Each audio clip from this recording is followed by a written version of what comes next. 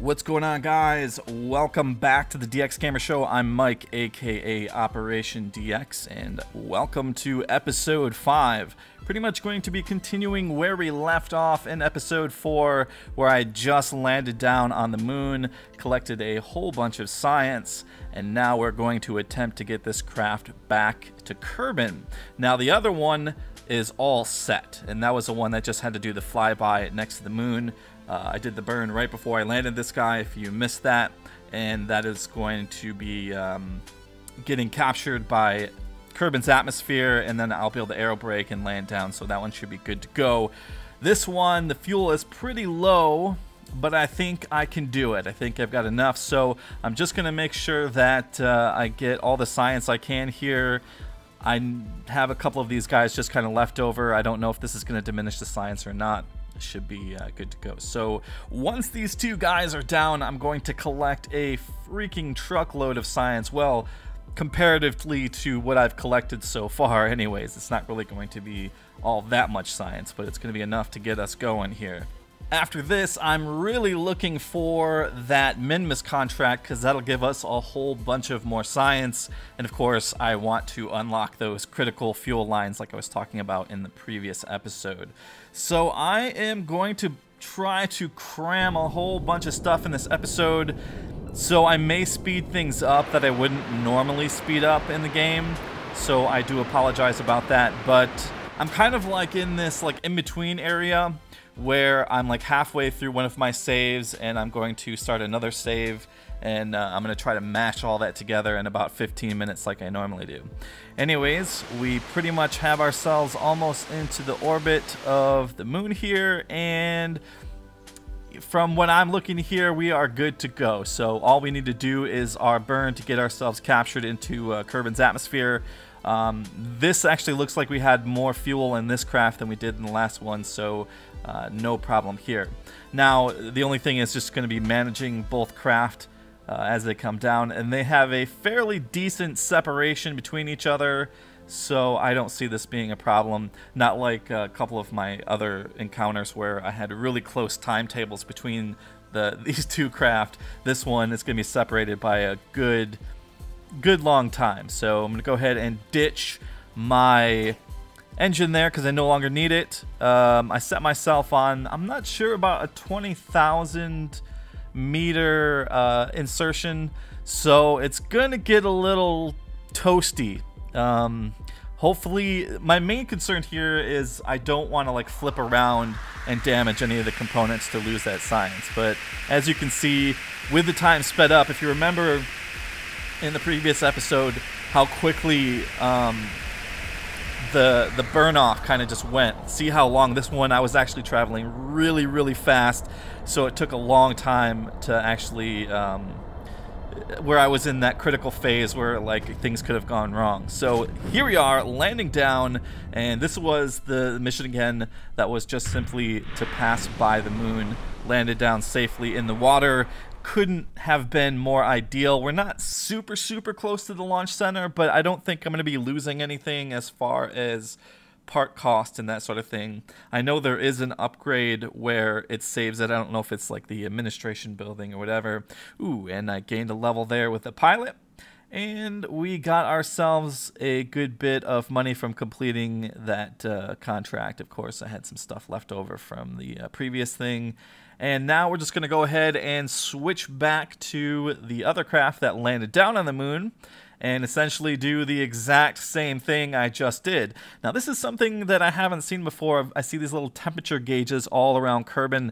That's all new. I'm kind of unfamiliar with that, and I don't know if that's going to be related to any kind of contract. I don't know if that's telling me that those are biomes I can go to get some extra science. I do appreciate that if that's what the game is doing, because sometimes it's a little confusing to know exactly where all the biomes are around Kerbin, because apparently there are quite a few of them, and I'm not familiar with all the locations. So same exact thing going on here. Going to be a long burn because we're coming in super hot, and ooh, exactly what I did not want to happen. So I did this spin maneuver. In the Deadly Reentry mod, you could do this little spin maneuver and it would kind of save your parts. So fortunately, I was going slow enough to where I didn't do any major damage, and I didn't seem to lose any science. I really like that little compartment where you can store all of your experiments, like the goo and the temperature gauges and stuff. So that is really cool. I really like that. So I didn't think I was gonna get into the whole, you know, having the re-entry heat cause damage to your craft, but I'm totally into it. I love having to just rethink the whole thing. Like, before, I had this solid idea in my mind of how exactly I was going to design my craft, but just, I don't know, like, I was never into the whole deadly re-entry mod, and I just wasn't interested in it. But I totally dig this. I like these, you have to attach these heat shields and stuff, and I don't know how planes are going to work exactly, but I am kind of interested. Right now, I'm just kind of doing core rocket design, but I would like to get into the spacecraft.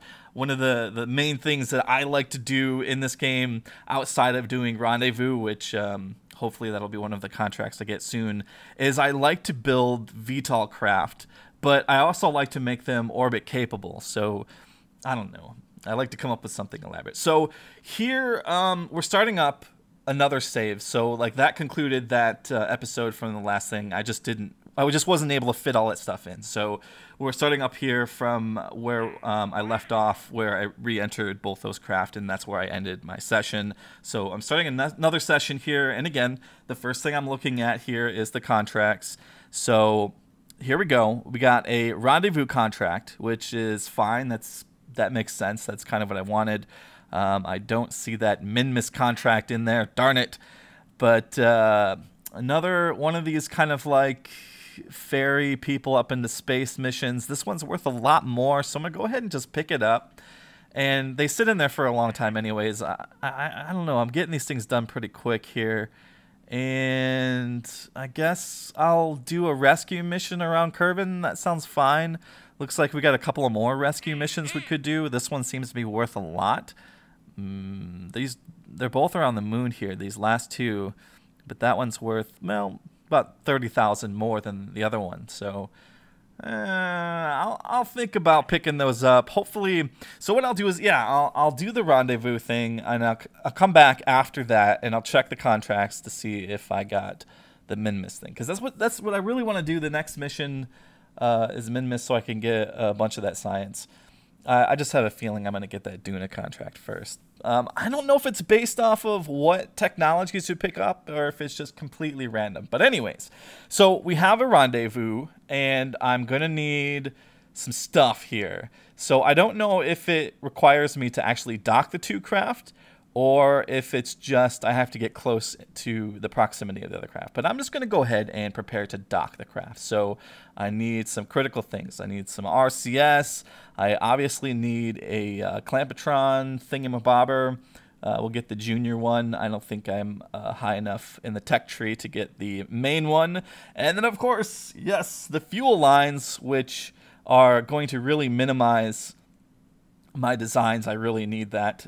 So now my craft are going to be much more efficient, and we'll kind of see an example of that real quick here. So hopping back into the VAB, going to speed up time and just build a very simple craft that is going to be able to dock to another craft that's very similar to it. So this time I didn't go super elaborate with what I needed. I'm just going to put an LV909 on just a regular like half-size fuel tank.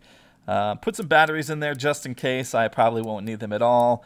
And then I'm going to put some boosters on the side here. And now that I have fuel lines, I'm pretty much filtering all the fuel into that center tank. And it's like having a whole fresh like tank afterwards. And then for the Duna trip, I don't foresee myself doing something different than I did in my .22 series, where I do that asparagus design. That's a really efficient design, and it really helps you to get there with all kinds. But that's, by the time I get there, my rockets are probably gonna be like super expensive. So let's just see what happens here. So I'm gonna go ahead and launch this guy off.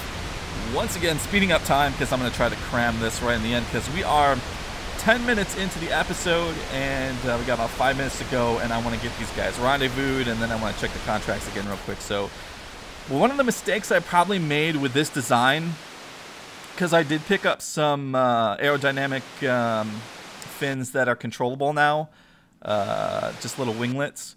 I probably should have put those on there because you have to be super, super careful when you launch, because it's easy, because these things just flip over so easy when I was like testing a couple things, like just spinning out of control. It's kind of hilarious. That didn't happen in this series so far. I would have shown that if I did.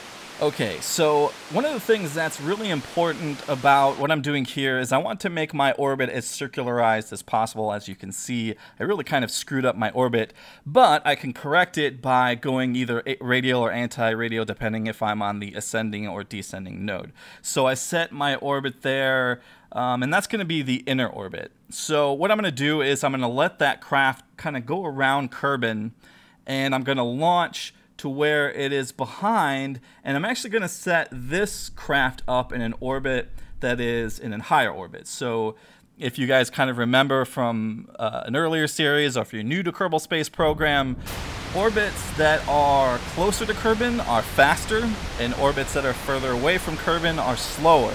So if I go outside of the orbit of the craft that I just launched, it's going to be catching up on me. And then I can set up a maneuver node to go ahead and just do a capture. And then I'm not sure, you know, I kind of like to brute force, something Scott Manley likes to say. I kind of like to brute force my rendezvous, but, you know, I try to get it as close as possible. So, again, I'm probably going to screw up my orbit, but I'm going to do the same kind of thing where I'm just going to use radial, anti-radial to just kind of like clean it up here. And I'm once again on the LV909 with plenty of fuel. That's all I really need for this flight. So yep, see, totally screwed this one up. So it's going to flip around in the bottom of the nav ball, and now my orbit is just outside the line. So it's a little bit too far back for me to go ahead and start creating maneuver nodes. So I need to speed up time to let it catch up. So I have to do a couple of orbits here, and hopefully maybe that might refresh the contracts. I don't know. I'm really hoping for the Mimus one. All right, so I'm going to go ahead and place down my maneuver node, do a couple of adjustments, get it as close as possible. That is really close. That was a 0.5 encounter. That's really, really good. So I don't have to necessarily do too much brute force, just a little bit. And then I'm going to pretty much control my approach with RCS. I've got plenty of RCS fuel.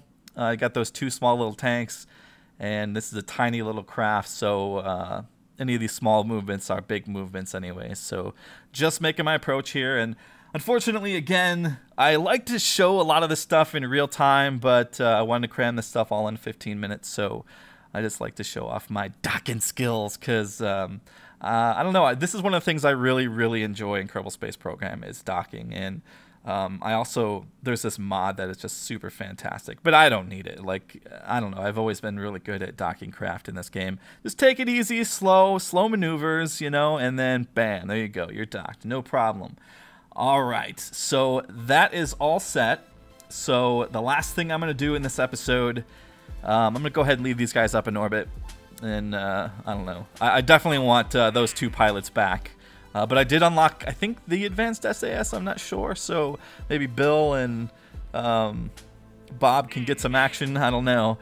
All right, so I unlocked the freaking Duna contract, which I didn't want to do. I don't have the Mimus one here, but I think I have plenty of time to go ahead and do that contract, so no big deal. I'm just going to look through a couple more of these. All right, so I guess for the next episode, I'll rescue the Kerbal and orbit around Kerbin, and I'll keep looking out for that Mimus contract. But that's pretty much it for this one, guys. Thanks for watching.